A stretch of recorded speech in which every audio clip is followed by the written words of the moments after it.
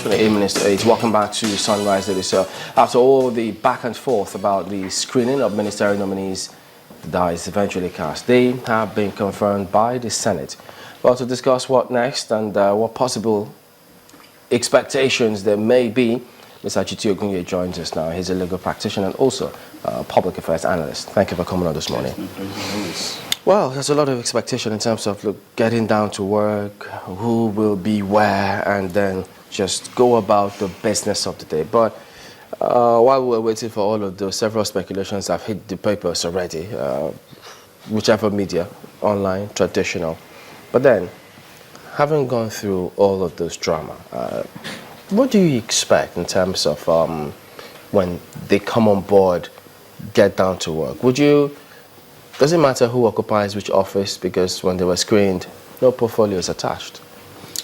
That's why I will agree with you that it was a lot of drama, as you did remark in your introductory statement. It does matter who occupies what office. And that's why I take the view that it's unfortunate that even in the era of change, quote and unquote, there's still what I call the blind screening of ministers. Nominees do not know for sure the offices they will be occupying. Those who are screening do not know for sure the offices those whom they are screening will occupy. So it's a blind alley. And they enjoy it. All of them? Otherwise, the legislators, the senators could have said, sorry, Mr. President, taking you all this long while. Kindly tell us which offices your nominees will be occupying. And I'm saying this seriously. But, you know, we started on the wrong foot in 1999. And so it's becoming a culture now. We think it is normal. It is not normal. You must be... We see these things practiced all over the world. But is it that we, the citizens and the politicians, think differently? Because when we say, look, why don't you attach portfolios? They say, well, look, you want them to be under pressure. There'll be so much lobbying. What pressure? It is, conversely, it is when you do not know the office you are occupying that you'll be under pressure. It's like a student going to an examination without knowing the paper he will be writing for that day. He has to read widely. He has to, in fact, he has to have his heart in his mouth. So, not that kind of pressure, not the pressure of the screening. So what pressure are they talking about? In times past, some people have, talked about, people being, Ghana Must Goes making the rounds, at some point in time.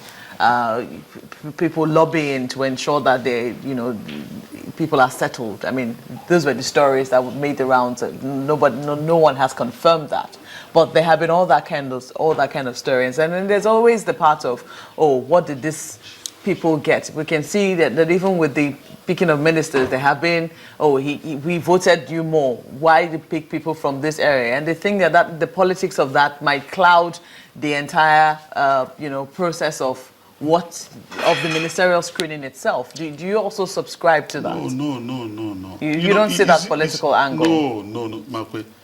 What has the possibility of attaching an office to the name of a nominee so that people will know that people talk about round peg in round hole?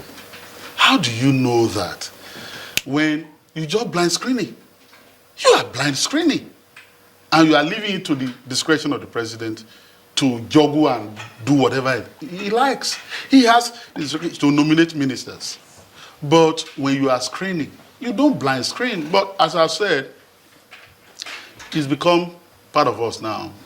16 years gone, and we're still doing the same thing. You heard those stories too, did you?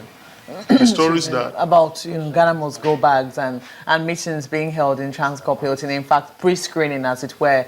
Did you read of any such stories? I didn't hear those stories.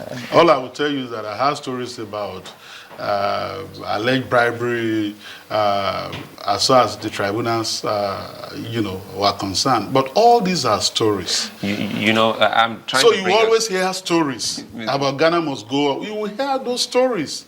Mr. Ogunye, But what was important was that there was a screening. And I have said that it would have been better if people weren't blind screened. That said, but if you look at what has been making the rounds now, and this has to do with so many comments, specifically some from the president, talking about the ministers and how broke the nation is and how some will be without portfolios. And some are already going back to talking about the constitutional provision of having 36 ministers, at least from 36 states of the Federation. If truly we're broke, as the dues from the presidency, doesn't that also tell us that the constitutional provision of having every state bring up a minister should be revisited? You need not revisit it if you're very creative and very knowledgeable in the way you interpret the provisions of the Constitution. The provisions of the Constitution are not a chain. They're not meant to chain us. They're not manacles. And I've spoken about this matter, I've written about it, that my view is that the provision of Section 147 of the Constitution do not mean that we must perforce have 36 ministers on the basis of the 36 states. And my argument is simple. Section 147, subsection 1, provides that there shall be ministers and that the office of ministers in the government of the Federation shall be established by the president. He has the discretion to establish the number of ministries that I want. That, okay, I've looked at it. I've established 80 ministries. Now, Section 17, subsection 2, then provides that the president shall appoint the minister if the nomination is confirmed. And Section 147, subsection 3, provides that in making those appointments, the president has to abide by the provision of Section 14.3 of the Constitution, and then it has a proviso, provided that in abiding by the provision of Section 14.3, which is the provision of the federal character principle worded into the Constitution, there must be a minister per state. That is, that at least a minister from a state from which that minister is an indigent. So if you take a literal interpretation of it, that would then mean that the president can establish 100 ministries, because it says at least, and then says that I have the power to establish ministries. I've established for 36 states. I've established 100. The president, the former president, had more than 36 ministers in this country, and that was constitutional, right? So, and I would then say, that's my view. I have 50 ministries, for example. So if you have 50 ministries, what's going to happen to your federal character principle? Because, logically, a state will have to provide or produce more than one minister.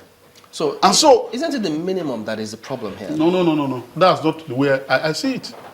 Okay. The way I see it is that if you take those provisions together and you take them having in view the provision of Section 5.1a that vests the executive power of the Federation and the President, and you look at Section 148 also, that says that the President has the discretion to assign tasks to ministers, Vice President, his own discretion. If you take all this together, what the provision of Section 147, subsection 3, is saying essentially is that if the President was to establish 36 offices of ministers of the government of the Federation, he must at least have one from each state. But in a situation in which the President says, I've established 18 ministries, how do you then say that he must comply?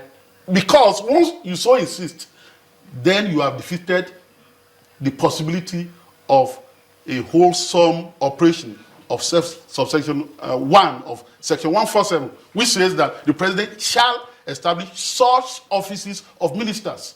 So when you say that, hey, it has to be 36, then that means the president no longer has a choice in the circumstances. No, I thought my view. Some said, pardon me before you bring that view, some said when subsection 1 says there shall be offices of ministers, and then predicated on one from each state of which it shall be an indigene. So it's not that you just establish ministries or ministers without meeting that provision that says. No, that's not what the Constitution says. There shall be such offices of ministers in the government of the Federation. And then, established by the president. Yeah. First, he has to establish, before you appoint somebody into an office, you must establish those offices first. And I'm saying that the Constitution provides that the president has the power to establish those offices. Now, if you look at subsection 3 and the proviso in relation to subsection section 14, subsection 3 of the Constitution, what essentially the aim of that provision is to ensure that there is equity and fair play, there is spread in appointment in the Federal Executive Council or the Executive Council of the Federation. And I do not take the view that, given the way the provision is presently worded, that the president is under a duty to appoint 36 ministers. Because they argue that they use the word provided that in giving effect to the provisions aforesaid. That's where they're now bringing it down, which you say no. You say if he establishes the office of the ministries, if he doesn't have to have 36 ministries, but you can have what? 36. Section 147 has 3 provisions. Indeed, is a lift from the 1979 Constitution in section 135, the same wordings. Then we had 19 states. And so it was felt that those 19 states will have to produce 19 ministers. Now we have 36 states. And so it is also felt that those 36 states will have to produce ministers, 1 minister per state each as a minimum. My argument is that once you so interpret the provisions of the Constitution, then the first provision that says that the president shall establish such offices of minister of the Federation is no longer implementable. That means you fetter the hand of the president. He is not in a position any longer to determine the number of the ministries that he should have. Well, perhaps. And so my view is that it can't be the intent of the framers of the Constitution to then make one provision inoperational. If you take all those things together, that's my view. In any case, if you look at it, if you look at section 8 of the Constitution that provides for establishment of more states. So if those who are calling for Lagoon State to be headquartered in Badagry, Okeogun State, Oduduwa State, Adada State and all that, if they had their way and we have 10 states to the bargain now, meaning 46 states, so you have 46 ministers,